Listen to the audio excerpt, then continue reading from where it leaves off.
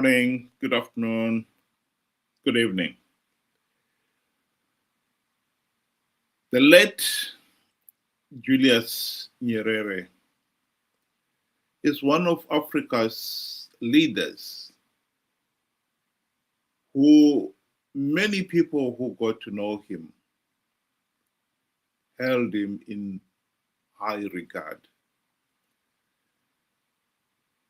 He was a humble man, and he genuinely cared about the people of Tanzania. I think no one will deny that he could have done a lot better for that country during his time as president. In that regard, that wasn't one of the things that people will remember him for his foresight and so forth. But he is one person where many people would say he did his best for the country. He genuinely cared about what happened to the country and the nation. And that is his greatest legacy.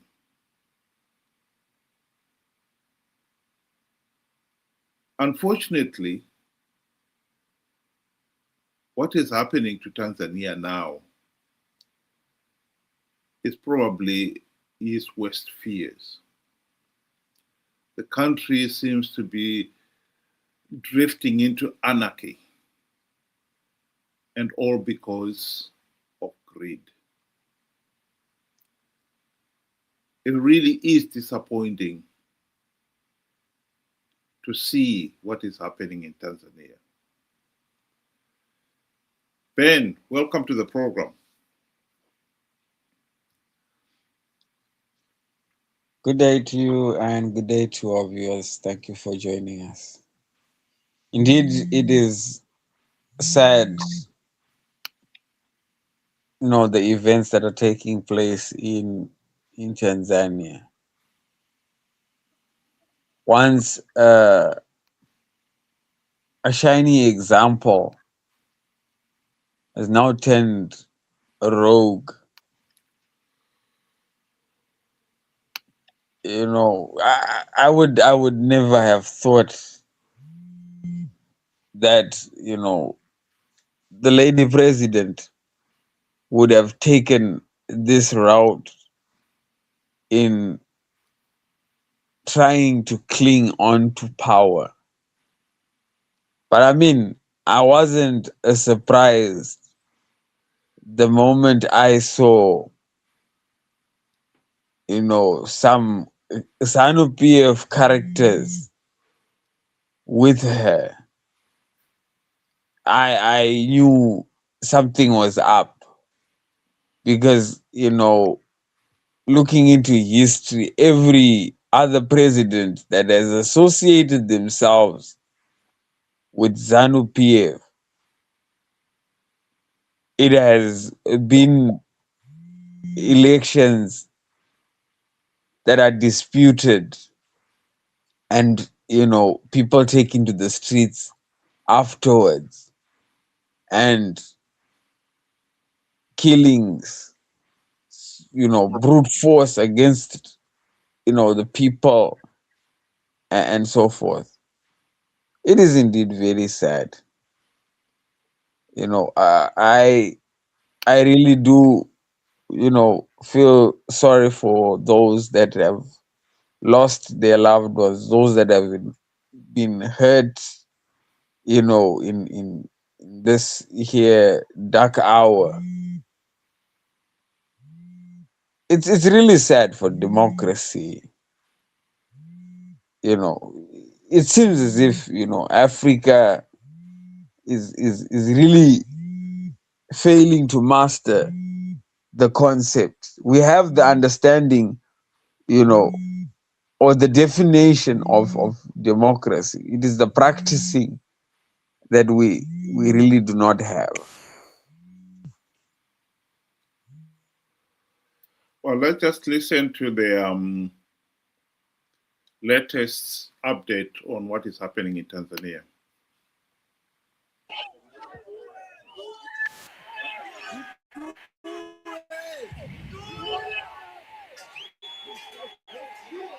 The streets of Tanzania's biggest cities woke up empty, not quiet, empty, not peaceful, tense.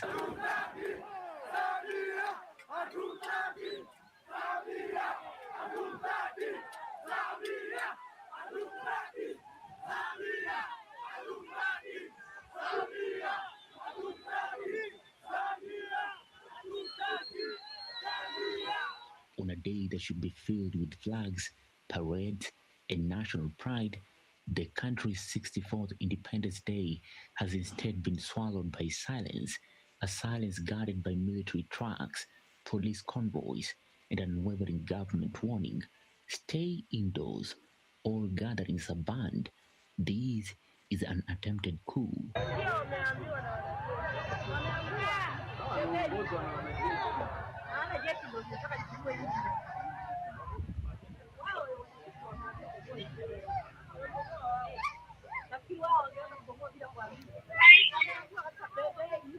Yet videos still slipped through the digital cracks.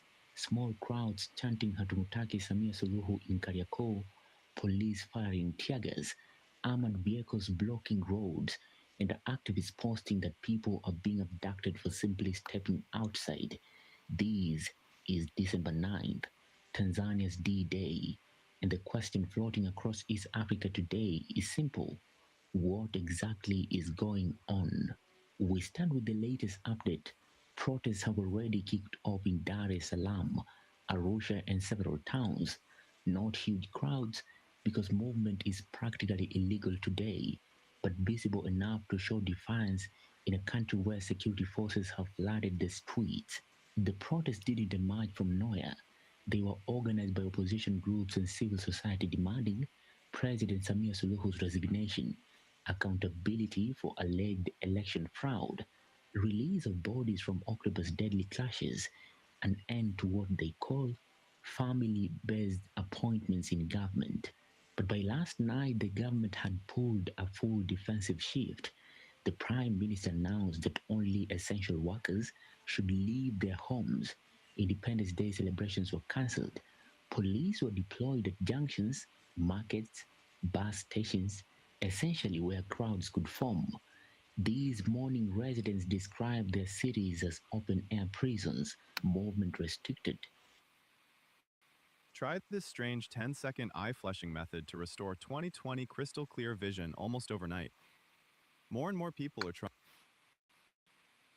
Shops shuttered, roads blocked. Sisi kama sisi mamake vibe kama lote hatufai mamake. This is really tragic. This is not what the late Julius Nyerere would have wished for. Tanzania, I think it was one of the few countries, although it did not accomplish many economic achievements, it nonetheless was politically stable. And I think many people were seeing the country as making slow but steady progress. Yes, President Nyerere and his socialism did not accomplish much. In fact, I think in terms of the economy did suffer. But it was not so much because of corruption. It was maybe because of mismanagement. And the regime never at any point tried to hide its own failures behind power. What is happening in Tanzania now is a far cry from what the people of that country had hoped for. Yes, if we've got problems, let's solve them in an open and transparent way. The elections of October were not transparent. They were condemned by anyone who observed those elections. Here was a regime determined to stay in power at all costs, to the point of distorting the electoral process. And this has thrown the country into this political crisis.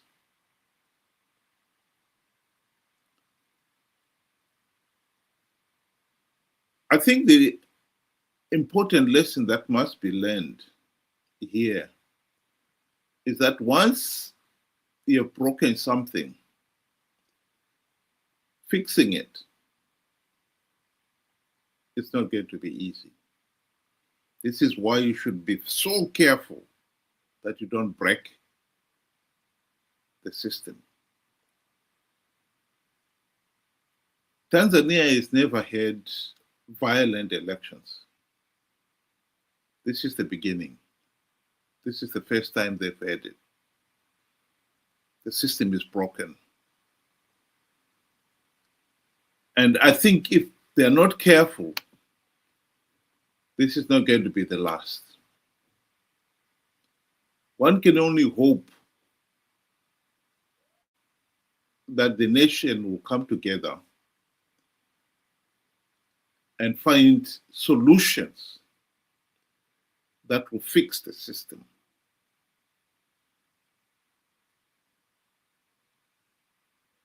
The present regime in the country has to accept that what happened in October is not right. And they should admit that and be willing to correct it. Any other pretense is not going to help the country move forward. This is the kind of thing that should not be swept under the carpet, because it will only fester. You have to look at countries like Zimbabwe. We have failed to hold free, fair, and credible elections. And the regime has now been so deeply entrenched that changing it is even more difficult now than ever before. We have already had a military coup in 2017, an electoral coup in 2008. And now the regime is so deeply entrenched that Mnangagwa rigged the 2023 elections and is even boasting that the opposition are now in his deep pockets. I'm happy kuti in Zimbabwe hakuna friction between the ruling party and the opposition party. But it is critically important that we must have an opposition which must check on the ruling party. So members of the opposition, make sure you deal with the ruling party. Don't make them sick. Make sure you make them busy, the opposition. Somebody get up. Nyanga bakadini rambai mchingo criticize kuseni masikati criticize. That way munovabatsira kuti varambe vari mupower.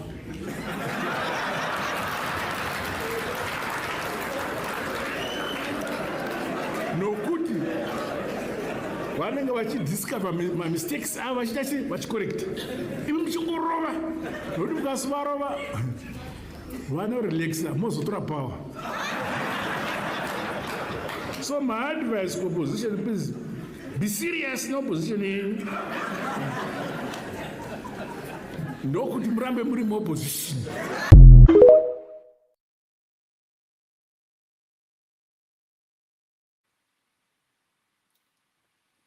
Welcome, Ben. Sorry you dropped out. Sorry, I had internet challenges. We need to, make it very clear that holding elections is not a sign of democracy.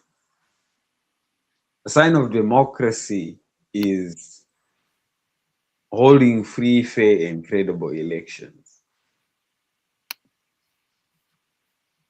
That is what defines democracy. So in Africa, we have made a big song and dance that, we hold our elections, no matter how flawed they are. I mean, we look at the Zimbabwean elections, that even SADC, the regional body, condemned those elections as illegal and flawed. We have to make that distinction. And I am glad that the people of Tanzania were able to make that distinction and made a bold stand to say, no. You cannot just give us elections and that will be fine. We want free, fair, and credible elections. We want a meaningful say in who governs the country. And they spoke out. And when they were not given, they took action. And now the whole world is in support of them. So no matter how much, the lady president wants to try and cleanse the process and, say I'm going to have inquiries and so forth, it's not going to wash her clean. She has got blood stains on her hands. She has got illegitimacy, stamped in her rule. And that will be remembered forever. It is just unfortunate, how power hungry individuals will go to such lengths to try and protect, their hold on power. But the world sees who they are. The people of Tanzania see who she is, as an individual. And I'm really glad for that stance. I'm sad at one point to say, a lot of innocent lives have been lost. The number of people that have died has been hidden away, from the people, But a lot of people, we saw the evidence. People were killed for their rights. This is a lesson for us Zimbabweans. We are eager to participate even in rigged elections because it is our right. We do not have a right to rigged elections. We have a right to free, fair, and credible elections. And we must be able to make that distinction. And we must be able to stand like the people of Tanzania and say no to shameful elections. No matter how, the opposition can claim that they can win these rigged elections, it cannot happen. It is impossible. We have years and years of history that prove that it is impossible. And unfortunately, we seem not to learn, and we are so eager now to go into, the 2028 elections without even any meaningful reform that has been implemented, without even taking the recommendations that we have been given. And yet the opposition know about these recommendations. These are important for us to ensure that we have a rightful say and a meaningful say in who governs the country next. So the choice at the end of the day is we can stand up like the people of Tanzania, or we can be ourselves, participate in rigged elections, and cry the very next day. Choice is ours. Well, my last word, before I give my last word, I'd just like to remind the listeners out there that tomorrow, Saturday, and Sunday will be on this platform. If anyone would like to join us, the link is shown there at the bottom of your screen. We'll use the same link on Saturday and Sunday. We'll be discussing whatever is topical issue of the week. My final word would be, I would like to think that if the late Julius Nyerere was alive today, what you would say. I believe you would call the president and the party leaders that he led at one point and tell them that that is not the Tanzanian way of doing things.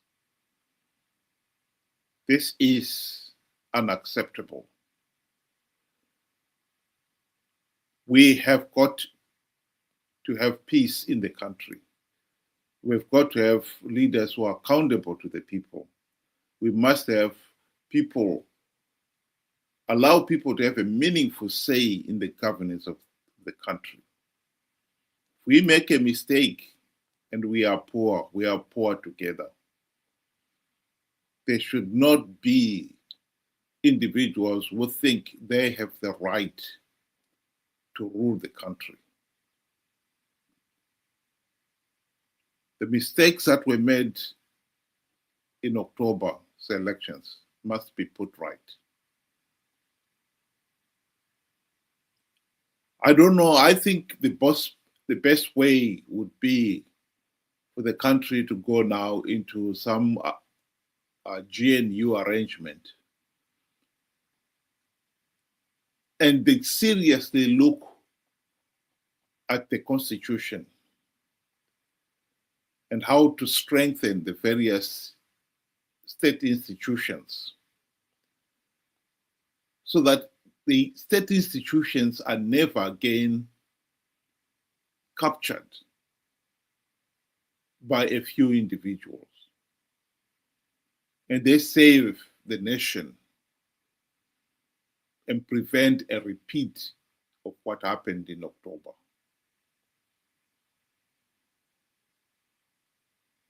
It is a pity that Julius Nyerere cannot speak from behind the grave. But if he could, I believe that is exactly what he'll be telling the leaders in Tanzania and the nation at large. Think about it. Thank you very much. Have a good evening.